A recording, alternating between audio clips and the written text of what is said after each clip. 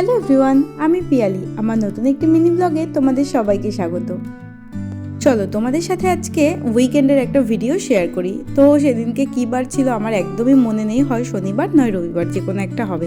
সেদিনকে বেশ সকাল সকাল ঘুম ভেঙে গেছিলো, আর ঘুম থেকে উঠে ঘরটর ঝাড় দিয়ে বিছানাটাকে গুছিয়ে নিয়েছিলাম।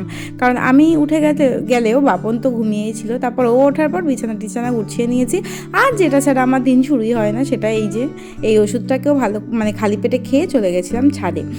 ব্রাশ করতে করতে একটু ছাদের দিকে গেছি। আর আমার গাছের ফুলগুলো দেখো কি সুন্দর করে ফুটে রয়েছে, আর ফুলের কালারটা না খুবই সুন্দর। আর এই যে আমার স্থলপদ্ম গাছটা কোনটুখানি ছিল বলো, দেখো কিরম তত্তর করে বেড়ে গেছে, আর কতগুলো কুড়িও এসেছে। সেদিনকে না সকালবেলায় ছাদে গিয়ে দেখছি ওয়েদারটা হালকা একটু ক্লাউডি ছিল। কি জানি এই শীতকাল শুরু হয়েছে আর মেঘলা ওয়েদারও শুরু হয়ে গেল। সারা বছরটা তো বৃষ্টি দিয়েই গেল, এখন দেখা যাক কি হয়। তো ছাদে এখানে ফুল টুল দেখে মুখ টুক ধুয়ে নিয়েছি। আর এই যে বাটার ব্রেড রেডি, চাও রেডি। আমি বাপুন আর ঠাম্মা তিনজনে মিলে চা খেয়ে নিয়েছিলাম। তো এখন বাজে সকাল 9:30। আমার স্নান করা কমপ্লিট হয়ে গেছে, আর বাপুনও বাজার নিয়ে চলে এসেছে। চলো আগে গিয়ে দেখি যে কি বাজার এনেছে। আমি এখনো দেখিনি। ও বাজার এনে আবার বাজারে গেছে, যে কি একটা ভুলে এসছে, তো সেই জন্য আবার বাজারে গেছে। চলো দেখি কি এনেছে। তো সেদিনকে বাপন এনেছিল এরকম 3 পিস মতন ছোট ছোট কাতলা মাছ। এগুলো ভাজা খেতেও ভীষণ পছন্দ করে, কিন্তু আমার একদমই এরকম কাঁটাওয়ালা মাছ খেতে ভালো লাগে না, কারণ আমি খেতেই পারি না। আর এনেছিল এদিকে বেশ কিছুটা চিকেন, তার সাথে বেশ কিছুটা মেটে কচকচি, যেটা আমার ভীষণ ভালো লাগে। আর এই যে দুখানা বড় বড় সলিড পিস দেখছো, এই দুটো উনি এনেছেন সন্ধেবেলায় পাকোড়া খাওয়ার জন্য। আর যখনই আমি বাড়িতে পাকোড়া বানাই, ও কিন্তু এরকম বড় পিস করে নিয়ে আসে, কারণ আমি আমার সুবিধা মতন কেটে নিই। আর মাংস যেহেতু এনেছে, মাংসের জন্য সব রকমের মশলা টশলা আমি রেডি করে রেখে দিয়েছি। এবার জাস্ট একটু রান্নাটা বসিয়ে দেবো, হয়ে যাবে। আর স্নান করে উঠেই না আমি আগে ভাতটা বসিয়ে দিয়েছিলাম। এদিকে ভাতটা ওই জন্য ফুটেও গেছিলো। ভাতটা নাবিয়েই বাদবাকি রান্নাগুলো শুরু করব। সেদিনকে রান্না করব ভেবেছিলাম মাংস, উচ্ছে ভাজা, তার সাথে আরও একটা তরকারি করব ভেবেছিলাম। কিন্তু বাপন এসে বলল যে ওর যেহেতু ছুটি আছে, তো আমাকে নাকি শপিংয়ে নিয়ে যাবে। আমি তো কথাটা শুনে মোটামুটি আনন্দে আহ্লাদে আটখানা হয়ে গেছিলাম। তাই মেনু থেকে একটা আইটেম কমিয়ে দিলাম, কারণ তাড়াতাড়ি করে খেয়ে দিয়ে বেরোতে হবে, সন্ধ্যের মধ্যে ফিরতে হবে, কারণ পরের দিন ওর আবার অফিস আছে। তো সেই আনন্দে ভালো করে দেখো তাড়াহুড়ো করে চিকেনগুলোকে কেটে নিলাম। আর চিকেনটাকে, এটা কিন্তু পকোড়ার চিকেন, যেটা সন্ধ্যেবেলায় হবে। তো চিকেনটাকে কেটে একটু ছোট ছোট পিস করেছিলাম। তো 2 চিপি মতন ভিনিগার দিয়েছি, স্বাদ মতন নুন দিয়েছি, আর ওই যে আদা রসুন শুকনো লঙ্কার পেস্টটা ছিল, সেখান থেকে 2 চামচ মতন দিয়ে ভালো করে ম্যারিনেট করে না ফ্রিজের মধ্যে রেখে দিয়েছিলাম। এবার আসি শপিংয়ের ব্যাপারটায়। ও যে আমাকে শপিং করতে নিয়ে যাবে সেটা আমি জানতাম, কারণ জানুয়ারিতে আমার জন্মদিন। তো ও বলেছিল আমাকে শপিং করাতে নিয়ে যাবে, কিন্তু সেটা যে এত তাড়াতাড়ি সেটা আমি জানতাম না। যাই হোক, এখানে মাংসটা ম্যারিনেট করে ফ্রিজে ঢুকিয়ে দিয়েছিলাম পকোড়ার। আর এখানে মাছ ভেজে দিচ্ছিলাম বাপনকে দুটো, কারণ ও মাছ ভাজা দিয়ে সকালবেলা অল্প কটা ভাত খেয়েছিল। আর জানো তো, আমার না মাছ ভাজা করতে ভীষণ ভালো লাগে, কেন আমি জানি না। গরম তেলের মধ্যে মাছগুলো যখন উল্টাই, তখন আমার ভীষণ ভালো লাগে। যাই হোক, তারপর ওদিকের গ্যাসে বসিয়ে দিয়েছিলাম উচ্ছে ভাজা। উচ্ছেটা এরকম রিং রিং করে সেদিনকে ভেজেছিলাম। গরম ভাত দিয়ে এরকম কুড়মুড়ে উচ্ছে ভাজা কিন্তু দারুণ লাগে খেতে। তো এদিকে মাছটাও ভালো করে ভেজে নিচ্ছি। আর মনের মধ্যে তো আমার লাড্ডু ফুটছিল। লাড্ডু বুঝতেই পারছো, শপিংয়ের কথা শুনলে মেয়েরা তো কত খুশি হয় বলো। তো এখানে মোটামুটি মাছগুলো ভাজা হয়ে গেছে। 2 পিস মাছ ভেজে দিয়েছি ওকে। আর ও বলেছিল অল্প কটা পেঁয়াজ একটু সাথে ভেজে দিতে, তাই মাংসের পেঁয়াজ থেকে একটু পেঁয়াজ নিয়ে ওকে ভেজে তাড়াতাড়ি করে খেতে দিয়ে দিয়েছিলাম। এই যে চলো ওকে দিয়ে দিই আগে। এবার যেটা করব সেটা হচ্ছে চিকেন। তো চিকেনের জন্য ওই যে আমি নতুন গামলা কিনেছি। এখন তো যখনই মাংস রান্না করছি তখন আমি গামলাটার মধ্যেই করছি। যাই হোক, তেল গরম করে এর মধ্যে তেজপাতা, গোটা গরম মশলা একটু ফোড়ন দিয়ে নেড়ে চেড়ে দিয়ে দিয়েছিলাম পেঁয়াজ। তো পেঁয়াজটা মাংস যেরকমভাবে আমি করি সেরকমভাবেই করছি, নতুন করে বলার কিছু নেই। পেঁয়াজটা ভাজা ভাজা করে যা যা মশলাপাতি দেওয়ার হয় দেবো।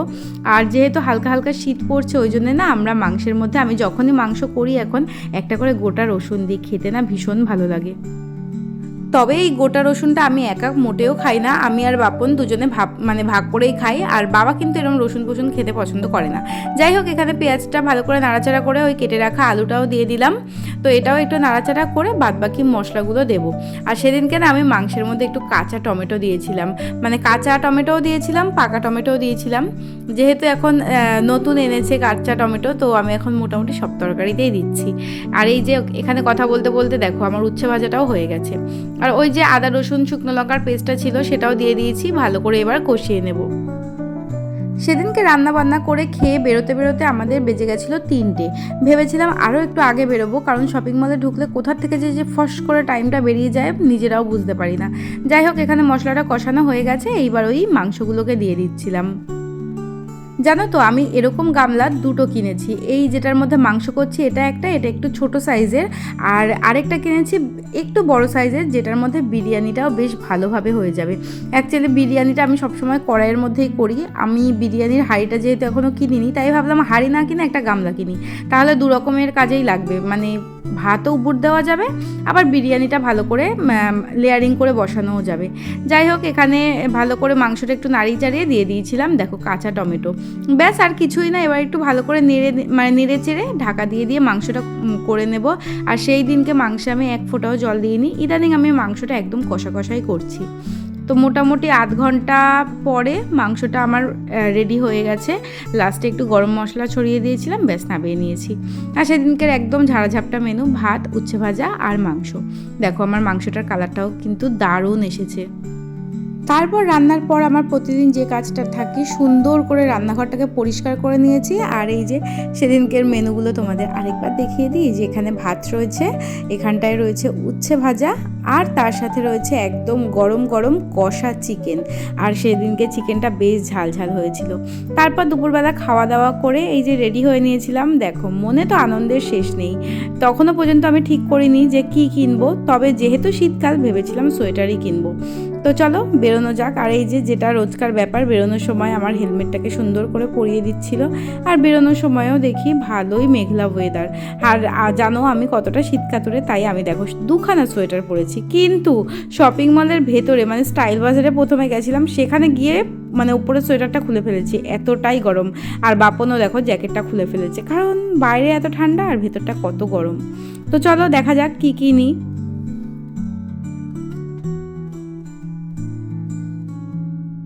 তো স্টাইল বাজারে গিয়ে দেখলাম বেশ ভালো ভালো কালেকশন উঠেছে। আর এই সোয়েটারটা দেখছিলাম, এগুলো না বেসিক্যালি জিন্সের সাথে পরার। এই কালারটা আমার বেশ পছন্দ হয়েছে। সাথে আরও একটা পিঙ্ক কালার দেখেছি, তো সেই দুটোই একটু ট্রায়াল দেওয়ার জন্য মানে রেডি হচ্ছিলাম আর কি। আর এই যে আমার মাথার মধ্যে এই ইয়েটা পরিয়ে দিচ্ছিল, মানে কি বলে এটাকে, কান পট্টি না কিছু একটা। কারণ ওরা বলে দিয়েছে যে এই সিঁদুর বা লিপস্টিক যেন 1 ফোঁটাও সোয়েটারে মানে কোনো জিনিসে না লাগে, কারণ বাই এনি চান্স যদি লেগে যায় তাহলে সেটা তোমার সাইজের না হলেও নিয়ে নিতে হবে। তো তাই জন্যে আর কি ওটা মাথায় দিয়ে নিলাম। আর এই যে মানে প্রথমে গোলাপি রঙের এই সোয়েটারটা একটু পরে দেখছিলাম, এটাও কিন্তু খুব সুন্দর। আর আরেকটা যেটা, সেটা হচ্ছে এটা একটা ফিরোজা কালার। এই কালারটাও বেশ সুন্দর, আর এত নরম না সোয়েটারগুলো, কি বলবো। আমার তো দুটোই পছন্দ হয়েছে, তবে কোনটা নিয়েছি তোমাদের অন্য কোনো ভিডিওতে দেখাবো। দুটো সোয়েটারই ভীষণ সুন্দর। তো তারপর ভাবলাম আরেকটা সোয়েটার নেব, সেটা হচ্ছে একটু লং মানে কার্ডিগান যাকে বলে। আমার হাতে মোটামুটি 2-3টে জমে গেছে। তো এই যে বাটার কালারের যে কার্ডিগানটা, তো সেটা দেখছিলাম আর কি কীরকম লাগে না লাগে। তো বারবার জিজ্ঞাসা করছি কেমন লাগছে। আমার তো পরে ভালোই লাগছে। আর সোয়েটারগুলো এত সুন্দর, জানো না তো, ভীষণ সফট। আর এদিকে এই যে বাপন আমার মাথায় এরকম একটা হেডফোনের মতন দিয়ে দিয়েছে যাতে ঠান্ডা মান্ডা না লাগে। আর আমার তো এত হাসি পাচ্ছিল, কেন হাসি পাচ্ছিল কিছুই জানি না, কিরম যেন একটা খরগোশের মতন দেখতে লাগছিল আমাকে। আমার ওই জন্য ভীষণ হাসি পাচ্ছে। যাই হোক, এটা আবার জিনিস জায়গায় রেখে দিয়েছি। ও ওখানে সোয়েটার মানে 2টো সোয়েটার, একটা জিন্সের সাথে পরা আর একটা কার্ডিগান, দুটো নিয়ে বিল করতে গেছে। আর আমি একটু এপাশ ওপাশ ঘুরে ঘুরে দেখছিলাম। এখানে সার্ভিং বোলগুলো না বড্ড সুন্দর, কি সুন্দর দেখো দেখতে। তবে নেওয়ার ইচ্ছা ছিল, কিন্তু এগুলো মানে ধরে দেখলাম বেশ পলকা, একটু যদি বেশি কিছু রাখা হয় ফট করে ফেটে যাবে। মানে মোটা ফাইবার জাতীয় না, কিন্তু দেখতে ভীষণ সুন্দর। লুকটা ঠিক কাচের বোলগুলো যেরকম হয় সেই রকম। আর এদিকের এই বাটিটা আমার বেশ পছন্দ হয়েছে, দেখো কি সুন্দর দেখতে। যাই হোক, বিভিন্ন রকমের জিনিস উঠেছে। আর স্টাইল বাজারে মানে কড়া নজরদারিতে রেখেছে যে কোনোভাবেই যেন ভিডিও করা না হয়। কিন্তু আমিও তো সেই রকমই ঠিক লুকিয়ে লুকিয়ে দেখো ভিডিওগুলো করে নিয়েছি। তো যাই হোক, এখান থেকে এইসব দেখে বিল টিল করে গেলাম আবার বাজার কলকাতায়, কারণ এখনও কিন্তু কেনাকাটি শেষ হয়নি, বুঝলে তো, ওই জন্য এসেছি। এক জায়গা থেকে সব কিনে নিলে তো আবার একদমই হবে না। তো দেখো এখানে গিয়ে বাবা আমার জন্য কিনতে গিয়ে উনি দেখি নিজেই একটা হুডি পরে বসে রয়েছেন। তাই ভাবছি যে অ্যাকচুয়ালি কার জন্য কিনতে এসছে, নিজের জন্য না আমার জন্য। যাই হোক এখানে হুডিটা বেশ সুন্দর ছিল কিন্তু ওর সাইজের ছিল না, হাতাটা একটু ছোট হয়ে গেছিলো। তারপর আরও একটা ট্রায়াল দিয়ে দেখলো, এই কালারটাও কিন্তু সুন্দর ছিল। তারপরেও আরেকটা কালার যেটা, সেটা হচ্ছে এই কালারটা, বেজ কালার যাকে বলে, এই কালারটাও বেশ সুন্দর। এখানেও এই দুটোর মধ্যে একটা ও নিয়েছে। আর এই হুডিটা কিন্তু মানে বেশ সুন্দর, ভারীও ছিল আর বলছিল যে বেশ গরম আছে। তো এটার দাম একটু বেশিই নিয়েছিল, যাই হোক প্রায় 1500 টাকা মতন এটার দাম ছিল। দাম আন্দাজে সুন্দর, বেশ সুন্দর। আর এদিকে দেখো এই ব্ল্যাক কালারের শালটা আমার এত পছন্দ হয়েছে, তো ওই জন্য আমি বাজার কলকাতা থেকে এই শালটা নিয়েছিলাম। ব্ল্যাক কালারের বেশ ভালোই ফুটছিল জিনিসটা। তো তারপর এইসব কেনাকাটি করে চলে এসেছিলাম বাড়িতে। তারপর বাড়িতে চলে এসেছিলাম মোটামুটি 6টার মধ্যে। জানো তো সেদিনকে শপিং করার আনন্দে, এক্সাইটমেন্টে হাবড়ায় কিছুই খাইনি। দেখছি যে মানে অলরেডি সন্ধে হয়ে যাচ্ছে, বাড়ি ফিরতে হবে, কারণ বাড়িতে এসে তো পকোড়াগুলো ভাজতে হবে, তাই তাড়াতাড়ি করে বাড়ি ফিরতে হবে। ওই জন্য এই প্রথম আমরা হাবড়া থেকে কিছুই না খেয়ে চলে এসেছি। যাই হোক তারপর বাড়িতে এসে আগে চিকেনটাকে বের করে রেখে দিয়েছিলাম কিছুক্ষণ। তারপর ডিম কর্নফ্লাওয়ার দিয়ে মেখে দেখো কি সুন্দর ছোট্ট ছোট্ট পকোড়াগুলোকে ভেজে নিচ্ছি। আর এই যে আমার শাশুড়ি ছোট্ট ফ্রাইং প্যানের মতো তাওয়াটা দিয়ে গেছে, এটার মধ্যেই ভাজছিলাম। জানো তো ভীষণ সুবিধা, টুক করে মেজে নেওয়া যায়। এদিকে বসিয়ে দিয়েছিলাম আদা চা। বাপনের যেহেতু একটু ঠান্ডা লেগেছিলো তাই জন্য ও বললো লিকার চা করতে আদা দিয়ে, তাই করছিলাম। এদিকে কিছুটা ভেজে রেখেছি, কিছুটা ম্যারিনেট আছে, কিছুটা ভাজা হচ্ছে, এদিকে আবার চা বসিয়েছি। মোটামুটি একটা জগা খিচুড়ি ব্যাপার। তারপর দেখো মোটামুটি এখানে চাটা রেডি হয়ে গেছে, আমরাও একটু চা দিয়ে পকোড়াগুলো খেয়ে নিলাম। আর তখন বাবা বাড়ি ছিল না বলে বাবারটা রেখে দিয়েছিলাম, বাবা রাত্রিবেলা এসে খেয়েছিল। আর বাপন তো বলছে কি ছোট ছোট পকোড়া, কিন্তু খেতে ভীষণ টেস্ট হয়েছে। আর ও সবসময় পকোড়া সস দিয়ে খেতে পছন্দ করে, কিন্তু আমার সস জিনিসটা একদমই পছন্দ না, তাই আমি শুধুই খেয়েছিলাম। তো চলো মিনি ব্লগটা আজ এই পর্যন্তই। তোমাদের যদি ভালো লাগে অবশ্যই কিন্তু একটা লাইক করে দিও। সবাই খুব ভালো থেকো, সুস্থ থেকো, টাটা।